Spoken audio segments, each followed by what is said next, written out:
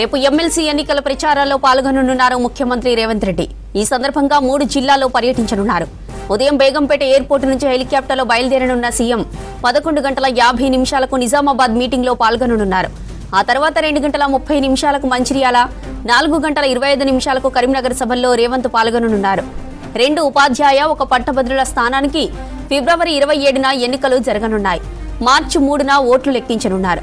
ఇక మెదక్, నిజామాబాద్, ఆదిలాబాద్, కరీంనగర్ ఉపాధ్యాయ నియోజకవర్గం, అదే స్థానంలో పట్టభద్రుల ఎమ్మెల్సీ ఎన్నికలు జరగనున్నాయి. ఈ రెండింటితో పాటు వరంగల్, ఖమ్మం, నల్గొండ ఉపాధ్యాయ నియోజకవర్గానికి ఎన్నికలు జరగనున్నాయి. రేపు ఎమ్మెల్సీ ఎన్నికల ప్రచారంలో పాల్గొననున్నారు ముఖ్యమంత్రి రేవంత్ రెడ్డి. ఈ సందర్భంగా 3 జిల్లాల్లో పర్యటించనున్నారు. ఉదయం బేగంపేట ఎయిర్పోర్టు నుంచి హెలికాప్టర్లో బయలుదేరనున్న సీఎం 11 గంటల 50 నిమిషాలకు నిజామాబాద్ మీటింగ్లో పాల్గొననున్నారు. ఆ తర్వాత 2 గంటల 30 నిమిషాలకు మంచిర్యాల, 4 గంటల 25 నిమిషాలకు కరీంనగర్ సభల్లో రేవంత్ పాల్గొననున్నారు. 2 ఉపాధ్యాయ, 1 పట్టభద్రుల స్థానానికి ఫిబ్రవరి 27న ఎన్నికలు జరగనున్నాయి. మార్చి 3న ఓట్లు లెక్కించనున్నారు. ఇక మెదక్, నిజామాబాద్, ఆదిలాబాద్, కరీంనగర్ ఉపాధ్యాయ నియోజకవర్గం, అదే స్థానంలో పట్టభద్రుల ఎమ్మెల్సీ ఎన్నికలు జరగనున్నాయి. ఈ రెండింటితో పాటు వరంగల్, ఖమ్మం, నల్గొండ ఉపాధ్యాయ నియోజకవర్గానికి ఎన్నికలు జరగనున్నాయి. ఇక ఇదే విషయానికి సంబంధించి మరిన్ని డీటెయిల్స్ షరీఫ్ లైవ్ లో అందిస్తారు.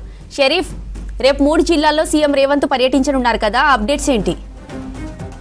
రేపు 11 గంటల తర్వాత హైదరాబాద్ నుంచి బేగంపేట విమానాశ్రయం నుంచి సీఎం రేవంత్ రెడ్డి హెలికాప్టర్లో కరీంనగర్ చేరుకుంటారు. కరీంనగర్తో పాటు మంచిర్యాల ప్రాంతంలో ఎక్కడైతే గ్రాడ్యుయేట్ ఎమ్మెల్సీ ఎన్నికలు జరగబోతున్నాయో ఈ నెల 27న గ్రాడ్యుయేట్ ఎమ్మెల్సీతో పాటు మరొక టీచర్ ఎమ్మెల్సీ, అదేవిధంగా ఇక్కడి వరంగల్, ఖమ్మం అదేవిధంగా నల్గొండకు సంబంధించినటువంటి టీచర్ ఎమ్మెల్సీకి ఎన్నికలు జరుగుతున్నాయి. మొత్తం 3 ఎమ్మెల్సీలకు సంబంధించినటువంటి ఎన్నిక జరగబోతోంది. ఈ నెల 27న జరుగుతుంది. ఫలితాలు మార్చి 3న ఫలితాలు వచ్చేటువంటి అవకాశం ఉంది. కాబట్టి దీనిపైన మొదటి నుంచి కాంగ్రెస్ పార్టీ చాలా సీరియస్ తీసుకుంది. పట్టభద్రుల స్థానాన్ని ఎట్లయితే జీవన్ రెడ్డి ఆయన ప్రాతినిధ్యం మొన్నటి వరకు ఎమ్మెల్సీగా ప్రాతినిధ్యం వహించారు, ఆ సిట్టింగ్ స్థానాన్ని ఎట్లయితే పదిలం చేసుకోవాలో వాటికి సంబంధించి దిశానిర్దేశం ఇప్పటికే పలుసార్లు సీఎం రేవంత్ రెడ్డితో పాటు ఏఐసీసీ ఇన్ఛార్జ్గా ఉన్నటువంటి పాత ఇన్ఛార్జ్ దీపాదాస్ మున్సితో పాటు మొన్న రీసెంట్గా వచ్చినటువంటి మీనాక్షి నటరాజన్ కూడా ఫోకస్ పెట్టారు. దీపాదాస్ మున్సి పలుమార్లు జూమ్ కాల్లో మాట్లాడారు. అక్కడ ఉన్నటువంటి ముఖ్య నేతలతో ఆదిలాబాద్, కరీంనగర్, ఆదిలాబాద్, కరీంనగర్, నిజామాబాద్కి సంబంధించినటువంటి ఏవైతే కాన్స్టిట్యున్సీస్ ఉన్నాయో ఆ కాన్స్టిట్యున్సీలో ముఖ్య నేతలతో అందరితో కూడా మాట్లాడారు. ఇన్ఛార్జ్ మంత్రులు ఎమ్మెల్యేలతో అక్కడ పూర్తి స్థాయిలో మాట్లాడారు. గెలుపు అవకాశాలు ఎట్లా ఉన్నాయి, ఎందుకంటే కాంగ్రెస్ పార్టీ వచ్చిన తర్వాత ఏడాది కాలంలోనే యువతకు దాదాపు 57,000కు పైగా ఉద్యోగ అవకాశాలు కల్పించారు. ఆ తర్వాత ఎస్సీ వర్గీకరణ అంశంలో కూడా చిత్తశుద్ధితో ఉంది గవర్నమెంట్ ఉంది. అదేవిధంగా అగ్రనేత రాహుల్ గాంధీ కూడా ఉన్నారు. ఎస్సీ వర్గీకరణ ద్వారా గ్రూప్ 1, గ్రూప్ 2, గ్రూప్ 3, గ్రూప్ 4లో ఎట్లయితే విభాగాల వారీగా రిజర్వేషన్స్ వస్తున్నాయో అనేటువంటి అంశాలను విస్తృతంగా క్యాడర్ అంతా కూడా ప్రచారం చేయాలి. యువత ఓటర్లను ఆకర్షిత చేసుకునేలాగా తమకు సంబంధించినటువంటి కౌంటర్ స్పీచ్లు ఉన్నటువంటి విషయాన్ని ఇప్పటికే పలుసార్లు పీసీసీ నుంచి కూడా స్ట్రిక్ట్ ఇన్స్ట్రక్షన్స్ ఉన్నాయి.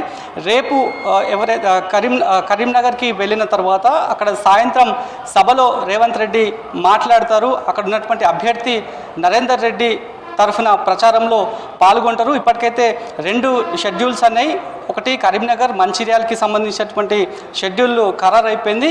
మరికొన్ని ప్రాంతాల్లో కూడా సుడిగాలి పర్యటనగా సీఎం రేవంత్ రెడ్డి వెళ్తారనేటువంటి సమాచారం అందుతోంది. ప్రధానంగా గెలిపే లక్ష్యంగా ప్రతి ఒక్కరూ కష్టపడాలనేది కూడా మొన్నటి సిఎల్పి సమావేశంలో కూడా తీర్మానం చేసుకున్నారు. ఆ తర్వాత కేసీ వేణుగోపాల్ ద్వారా కీలక భేటీ కూడా ఇక్కడ ఉన్నటువంటి ముఖ్య నేతలు అయ్యారు. వాటిలో భాగంగానే ఎమ్మెల్సీ స్థానాలను అదేవిధంగా వచ్చేటువంటి స్థానిక సంస్థల ఎన్నికలు కూడా ఉన్నాయి. అధికార పార్టీగా 10 సంవత్సరాల తర్వాత అధికార పార్టీగా లోకల్ బాడీ ఎన్నికల్ని ఎదుర్కోబోతోంది కాంగ్రెస్ పార్టీ. కాబట్టి వాటికి సంబంధించి పూర్తిస్థాయిలో దిశానిర్దేశం కేసీ వేణుగోపాల్ కూడా చేశారు. మరోవైపు అభ్యర్థి సెలక్షన్ అప్పటి నుంచే సీఎం రేవంత్ రెడ్డి దృష్టి పెట్టారు, పీసీసీ దృష్టి పెట్టారు, ఏఐసీసీ అగ్రనేతలందరూ కూడా దృష్టి పెట్టారు. అక్కడ ఉన్నటువంటి విద్యాసంస్థల అధినేత నరేందర్ రెడ్డికి విద్యాసంస్థలు ఉన్నాయి.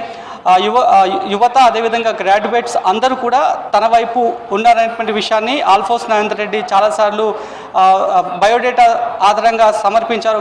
ప్రభుత్వానికి పార్టీకి చెప్పారు. సో దీంట్లో భాగంగానే ఖచ్చితంగా జీవన్ రెడ్డికి సంబంధించినటువంటి సిట్టింగ్ స్థానం కావడంతో ఆయనకి ఈసారికి అవకాశం ఇచ్చారు. సో ఖచ్చితంగా ఆ సీటును ఎట్లనైనా సరే గెలుచుకోవాలనేటువంటి ఇదితో పార్టీ ఉంది. పార్టీతో పాటు ఉన్నటువంటి ముఖ్య నేతలు కూడా ఉన్నారు. కాబట్టి రేపు యువతను ఉద్దేశించి సీఎం రేవంత్ రెడ్డి ఏం మాట్లాడబోతున్నారు, ఇప్పటికే చాలాసార్లు జూమ్ కాల్లో మాట్లాడినప్పుడు ఆ ముఖ్య నేతలతో, అదేవిధంగా అభ్యర్థి నరేందర్ రెడ్డితో పాటు చాలామంది ఆ జిల్లాలకు సంబంధించినటువంటి నేతలతో జూమ్ కాల్లో పలు దఫాలుగా లేట్ నైట్స్ వరకు కూడా జూమ్ మీటింగ్స్ జరిగాయి. ప్రధానంగా యువత పట్ల, అదేవిధంగా ఉద్యోగ అవకాశాల పట్ల కాంగ్రెస్ పార్టీ, కాంగ్రెస్ ప్రభుత్వం చిత్తశుద్ధితో ఉందనేటువంటి అంశాన్ని గ్రౌండ్ రియాలిటీలో తీసుకుపోవాలి. గత బీఆర్ఎస్ 10 సంవత్సరాల పాటు భర్తీ చేయనటువంటి ఉద్యోగాలన్నింటినీ కేవలం డేట్ లైన్ పెట్టుకొని ఏడాది పొడవులోనే దాదాపు 56,000కు పైగా ఉద్యోగ అవకాశాలు కల్పించడం కావచ్చు, జాబ్ క్యాలెండర్కి సంబంధించినటువంటి అంశం కావచ్చు,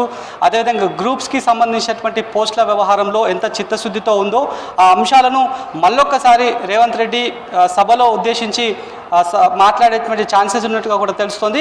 రేపటి ప్రచారం పైన మాత్రం పార్టీ తరఫున, అదేవిధంగా ముఖ్య నేతలంతా కూడా చాలా ఛాలెంజింగ్గా తీసుకున్నారు. నేరుగా సీఎం రేవంత్ రెడ్డి అక్కడికి వెళ్ళి ప్రచారంలో నరేందర్ రెడ్డి ఆయన పక్షంలోనే ఆయన ప్రచారంలో పాల్గొంటారు. కాబట్టి రేపటి స్పీచ్ పైన ప్రతి ఒక్కరు కూడా ఈగర్లీ వెయిట్ చేస్తున్నారు.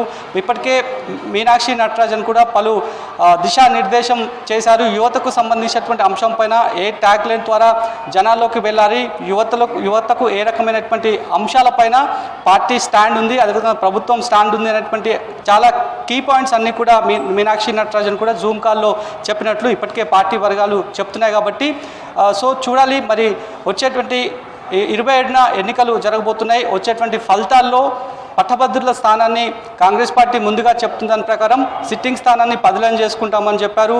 చాలా వరకు ఓటర్లంతా కూడా ఎక్కువ శాతం 2019తో పోల్చుకుంటే ఇంకా దాదాపు 25,000కు పైగా పట్టభద్రులు ఎన్రోల్ చేసుకున్నటువంటి వాళ్ళు ఉన్నారు. వాళ్ళు డిసైడింగ్ ఫ్యాక్టర్స్గా ఉంటారనేటువంటి ఒక ప్రిడిక్షన్స్ని కూడా చెప్తున్నారు. మరి చూడాలి, కాంగ్రెస్ పార్టీ సిట్టింగ్ స్థానాన్ని మళ్ళీ బదిలీ చేసుకొని గెలుస్తుందా, లేదంటే ఏం చేయబోతున్నారు, ఎట్లా స్ట్రాటజీతో ముందుకు పోతున్నారు అనేటువంటి ఒక చర్చనైతే పొలిటికల్ సర్క్యూట్లో నడుస్తుంది.